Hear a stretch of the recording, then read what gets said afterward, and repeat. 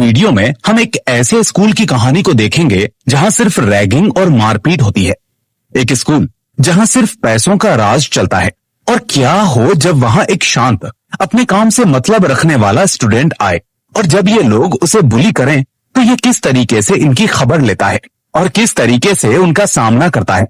तो कहानी की शुरुआत किम से होती है, जो स्कूल टॉपर स्टूडेंट होता है और आज वो अपने पिता के साथ अपने नए स्कूल में एडमिशन करवाने के लिए आया हुआ होता है। किम के मार्क्स को देखकर उसके टीचर काफी इम्प्रेस हो जाते हैं और वो उसे अपने साथ क्लासरूम में लेकर जाते हैं, जहां वो सभी का इंट्रोडक्शन किम से करवाते हैं। सभी स्टूडेंट्स उसके लिए ताली बजाकर उसका वेलकम करते हैं। तभी हम कहानी के दूसरे हीरो कैंग को देखते हैं, जो आज स्कूल में फिर से लेट आया होता है, जिस पर उसका टीचर उसे डांटता है।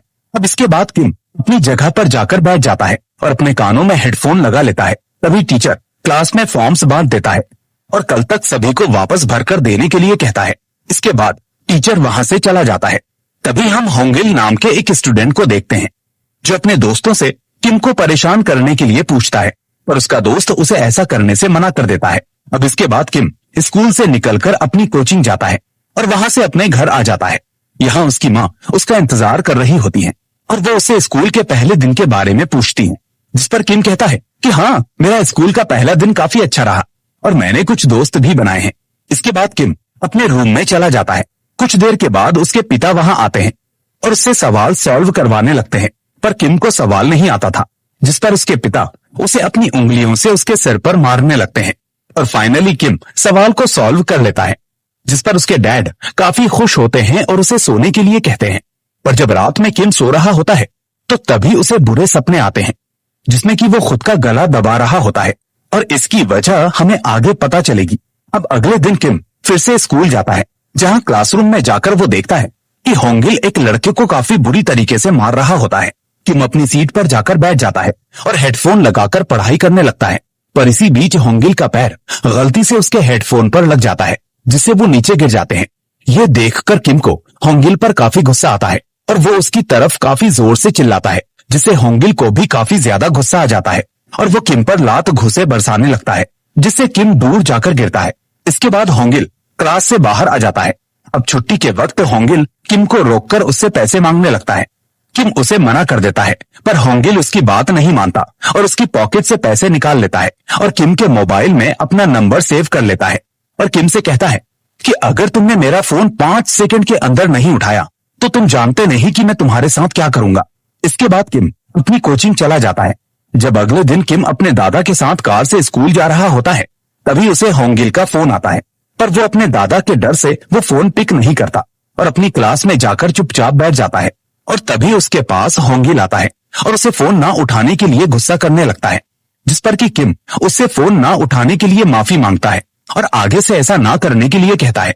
पर होंगिल उसकी एक नहीं सुनता और उसके हेडफोन को जमीन पर पटककर पैर से तोड़ने लगता है, जिससे कि किम को काफी ज्यादा गुस्सा आ जाता है और वो उस पर हमला कर देता है। किम उसके फेस पर एक जोरदार घूंसा मार देता है। होंगिल दूर जाकर गिरता है और दोनों की काफी देर तक लड़ाई चलती है, जिसमें किम होंगिल का गला घोटने लगता है, जैसा कि उसे सपने आते थे। अब होंगिल की हालत मरने जैसी हो जाती है तो किम उसका गला छोड़ देता है और अपनी हेडफोन उठाने लगता है, पर तभी होंगिल उसे पीछे से चेयर मारता है, पर किम उससे बच जाता है और एक जोरदार पंच उसके फेस पर मारता है, जिससे कि होंगिल वहीं बेहोश हो जाता है। फिर किम अपनी हेडफोन पहनकर अपनी पढ़ाई करने लगता है। कैंग भी वहीं होता है, जो किम के गुस्से को देखकर काफी खुश होता है और सोचता है कि अब इन बुली करने वालों की खैर नहीं। अब छुट्टी के टाइम पर कैंग किम से मिलता है और उससे पूछने लगता है कि तुमने मार्शल आर्ट्स कहाँ से सीखी, जिस पर कि किम उस पर ज्यादा ध्यान नहीं देता और कहता है कि मुझे लड़ाई नहीं करना, जिस पर कि किम उस पर ज्यादा ध्यान नहीं देता और कहता है कि मुझे लड़ाई नहीं करनी और मैं कल होंगिल से सॉरी बोल दूंगा। अब बस से जब वो अपनी कोचिंग जा रहा होता है तो इसी बीच वो होंगिल के साथ आज की लड़ाई को याद करता है और काफी खुश होता है, पर इसी बीच उसका स्टेशन छूट जाता है, जिससे कि वो कोचिंग के लिए लेट हो जाता है और फिर वो लेट घर पहुंचता है, जिस पर उसके पिता उस पर काफी गुस्सा करते हैं। किम कहता है कि थकान की वजह से मेरी आंखें लग गई। इसके बाद किम अपने रूम में चला जाता है।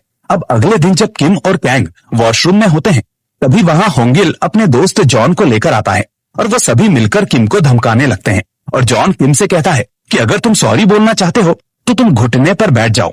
किम ऐसा करने से मना कर देता है पर इस बीच वहां किम का क्लास टीचर आ जाता है, जो वहां से सभी बच्चों को बाहर निकाल देता है और जॉन को ये सब ना करने के लिए कहता है।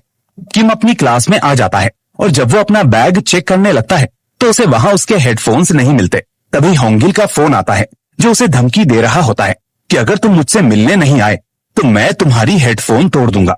किम उस पर काफी गुस्सा होने लगता है और उससे मिलने के लिए चला जाता है। वो दोनों जॉन के पास पहुंचते हैं और जॉन किम से कहता है कि अगर तुम्हें हेडफोन सही सलामत चाहिए तो तुम्हें मुझसे 1-to-1 फाइट करनी होगी। किम जॉन से कहता है कि मेरी तुमसे कोई दुश्मनी नहीं है, तो तुम मेरे हेडफोन वापस कर दो। पर जॉन कहाँ उसकी सुनने वाला था। वो किम पर हमला कर देता है और उसे मारने लगता है। जॉन के रिफ्लेक्स काफी तेज होते हैं, जिससे जॉन शुरू में तो काफी ज्यादा हावी होता है, पर फिर किम उसके पैटर्न को नोटिस करता है, जिससे वो जॉन के पंचेस को समझ जाता है और उनका पलटवार करता है। वो दोनों लड़ते लड़ते सीढ़ियों से नीचे गिर जाते हैं, पर किम फिर भी नहीं रुकता और जॉन को मार मार कर बेहोश कर देता है। फिर वो उठकर होंगिल के पास जाता है। किम को देखकर होंगिल डर जाता है। किम होंगिल से अपनी हेडफोन लेकर कैंग के साथ वहां से चला जाता है। फिर वो दोनों स्कूल के वॉशरूम में जाते हैं, जहां किम अपना खून साफ कर रहा होता है। फिर वो कैंग से उसकी शर्ट मांगता है और यहीं से इन दोनों में काफी अच्छी दोस्ती हो जाती है। इसके बाद किम कोचिंग के लिए निकल जाता है। दूसरी तरफ हम जॉन और उसके दोस्तों को देखते हैं, जो आपस में बात कर रहे होते हैं कि अगर हमारी फाइट के बारे में हमारे सीनियर्स को पता चला तो वो हम पर काफी गुस्सा करेंगे। इस पर होंगिल कहता है कि अगर हम उन्हें पता लगने ही ना दे तो। अब दूसरी तरफ हम किम को देखते हैं, जो अपनी कोचिंग में अपने डैड को देखता है, जो कि उसकी टीचर्स पर गुस्सा कर रहे होते हैं।